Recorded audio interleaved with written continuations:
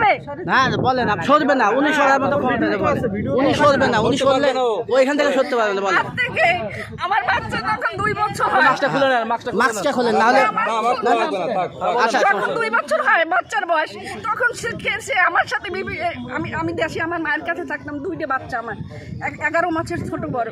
তো আমি একা দেখভাল করতে পারতাম না, আমি আমার মায়ের কাছে থাকতাম।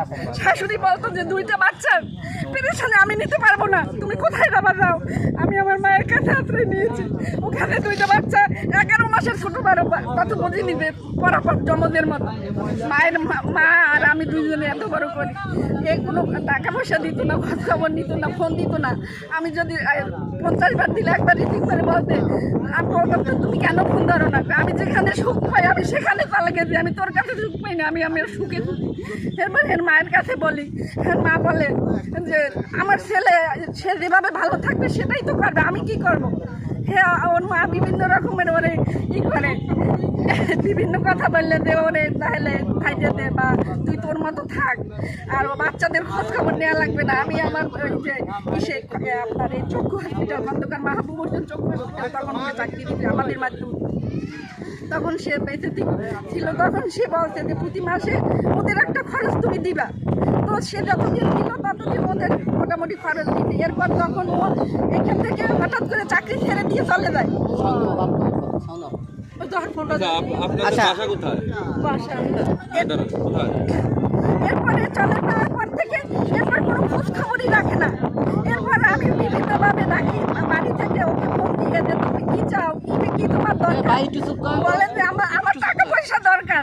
আমি ব্যবসা বাণিজ্য শুরু করতে আমি অনেক লস দিচ্ছি, আমার টাকা পয়সা দরকার। তারপর আমার মায়ের গহনা, আমার গহনা যা কিছু ছিল সেগুলো বন্ধ রেখে টাকা দিই। আমার বাবা রিটায়ার করে, ওখান থেকে কিছু টাকা আসে সেগুলো টাকা দিই। এগুলো নিয়ে সে টাকা এসে বিভিন্ন রকম ব্যবসা করে, ওই মহিলা নিয়োগ দেয়, মানে সে নিজে মালিক, ওই বিভিন্ন কোম্পানি খুলে মহিলা নিয়োগ দেয়। নিয়োগ দেওয়ার পর ওই মহিলাদের সাথে পিএস হিসেবে রাখে। এগুলো আমি জানার পরে আমার সাথে বিভিন্ন রকমের খারাপ আচরণ সে করে।